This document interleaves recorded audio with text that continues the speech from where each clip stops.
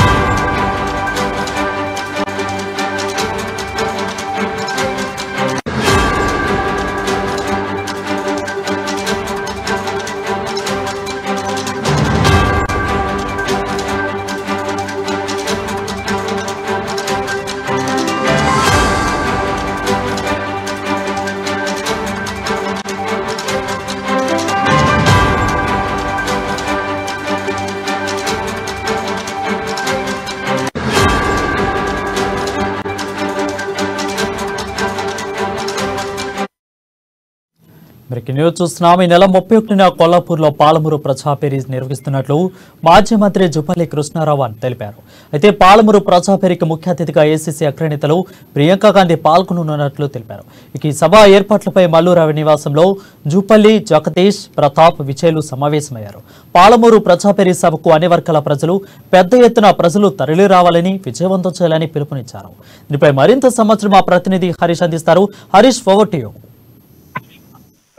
Thank you Varun. ఈ నెల 31వ తేదీన పాలమూరి ప్రజాబేరీ సభ కూడా కాంగ్రెస్ పార్టీకి ప్లాన్ చేస్తున్న నేపథ్యంలో ఈ రోజు టీపీసీసీ ఉపాధ్యక్షుడు సీనియర్ నేత మల్లు రవి నివాసంలో కూడా నేతలంతా కూడా భేటీ అయిన పరిస్థితి. ముఖ్యంగా బీఆర్ఎస్ పార్టీ నుంచి మాజీ మంత్రి జూపల్లి కృష్ణారావు వస్తున్న క్రమంలోనే పెద్ద ఎత్తున కూడా అక్కడ సభను ఏర్పాటు చేయాలని కూడా ప్లాన్ చేసిన నేపథ్యం కావచ్చు. మరోసారి అంటే మొన్న గత తుక్కుగూడ సభ కావచ్చు, మిగతా సభలు కావచ్చు, మొన్ననే బస్ యాత్ర, మొదటి దశ బస్ యాత్ర చేసిన సందర్భం కావచ్చు, మరోసారి ఈ నెల 31వ తేదీన కూడా ప్రియాంక గాంధీ తెలంగాణకు రాబోతున్నారు. ఈ నేపథ్యంలో 31వ తేదీ పాలమూరులో ప్రజాబేరీ సభ కూడా ఏర్పాటు చేయడం జరిగింది. ప్రధానంగా దాదాపుగా ఒక 5 లక్షల మంది జన సమీకరణ కూడా ఈ సభకు ఏర్పాటు చేసే విధంగా కూడా ఇక్కడ టీపీసీసీ ప్లాన్ చేస్తుంది. దానికి సంబంధించిన ఏర్పాట్లకు కూడా అంటే ఈ రోజు మల్లు రవి నివాసంలో కూడా దానికి సంబంధించిన ఏర్పాట్లపైన సమావేశం జరిపారు. ప్రధానంగా కాంగ్రెస్ పార్టీ సంబంధించి కూడా గతంలో పలు సభలు నిర్వహించింది. ఇప్పుడు ఎన్నికలకు సంబంధించి కూడా 30 రోజుల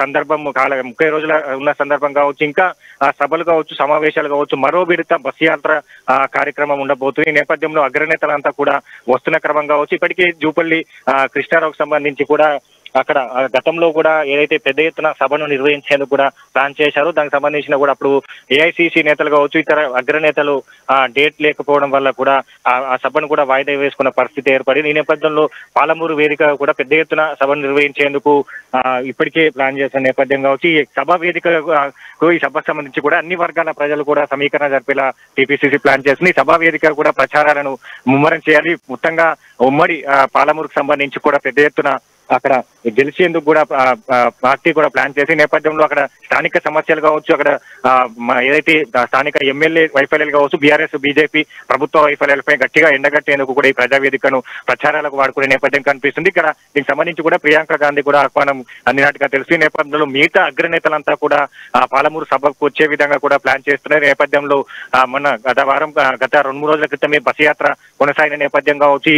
31 తర్వాత కూడా మన దసరా తర్వాత కూడా బస్ యాత్ర కొనసాగుతున్న క్రమం కావచ్చు. ఆ బస్ యాత్ర చివరి దశకు చేరుకున్న క్రమంలో పాలమూరులో ఈ నెల 31వ తేదీన కూడా సభను నిర్వహించేందుకు ప్లాన్ చేసిన నేపథ్యంలో ఇప్పటికే దానికి సంబంధించిన ఏర్పాట్లు కావచ్చు, దానికి సంబంధించిన అన్ని కూడా ఇప్పటికే అక్కడ పాలమూరుకు సంబంధించిన జూపల్లి కృష్ణారావు చూసుకుంటున్న నేపథ్యం కావచ్చు, ఖచ్చితంగా అధికారంలోకి వచ్చేందుకు కూడా ఈ సభ వేదిక కూడా బీజేపీ బీఆర్ఎస్ ప్రభుత్వం వైఫల్యాలను ఎండగట్టడంతో పాటు కాంగ్రెస్ పార్టీ మేనిఫెస్టోలో అంశాలు కావచ్చు, అలాగే ఏదైతే 6 గ్యారంటీస్ ను గట్టిగా ప్రజల్లోకి తీసుకువెళ్లే విధంగా కూడా ఈ సభను ఉద్దేశించి కూడా ప్రియాంక గాంధీ ప్రసంగం ఉండబోతుంది.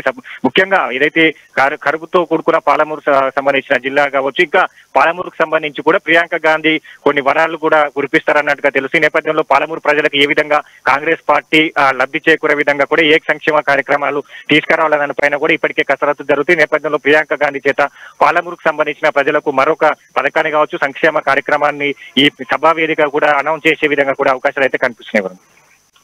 హరీష్, అంటే ఏ పథకాలని ఈ ప్రజావేదికగా ప్రియాంక గాంధీ అమలు చేసే అవకాశాలు, విడుదల చేసే అవకాశాలు కనిపిస్తున్నాయి ఇక్కడ?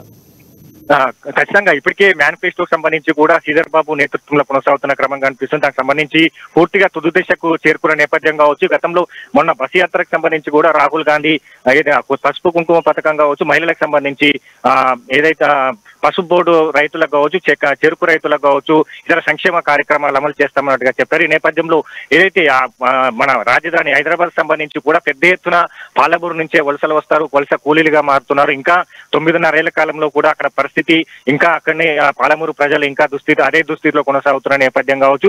వీటన్నిటినీ గతంలో అక్కడ జరిగిన సభా వేదికగా కూడా కాంగ్రెస్ పార్టీ ఎండగడుతూ వచ్చింది. ఈ నేపథ్యంలో ఆ జిల్లాకు సంబంధించి కూడా ఇంకా వెనుకబడి ఉన్న జిల్లా కావచ్చు, దానికి సంబంధించిన పూర్తిగా జిల్లాకు సంబంధించి ఏ పథకాలు తీసుకురావాలి, ఏ సంక్షేమాలు అభివృద్ధి కార్యక్రమాలు కాంగ్రెస్ పార్టీ వచ్చిన వెంటనే కూడా అమలు చేసే విధంగా కొన్ని కార్యాచరణ సిద్ధం చేస్తూ, దాంతో పాటుగా కూడా ఇప్పుడు మేనిఫెస్టోకి సంబంధించి కూడా అంశాలు ఉన్నాయి. అంశాలను కూడా మేనిఫెస్టో ఇప్పటికీ ప్రకటించిన నేపథ్యం కావచ్చు. ముఖ్యంగా బస్సు యాత్ర కొనసాగుతున్న క్రమంలో రాహుల్ గాంధీతో మేనిఫెస్టో ప్రకటించే విధంగా కూడా ప్లాన్ చేశారు. అలాగే ప్రియాంక గాంధీతో పాటుగా కొన్ని అంశాలు మేనిఫెస్టోలో అంశాలు కావచ్చు, ఇంకా 6 గ్యారంటీలను హామీలను విస్తృతపరచాలి, విస్తృతంగా ప్రజల్లో తీసుకువెళ్లాలనే నినాదంతో వెళ్తున్న నేపథ్యం కావచ్చు.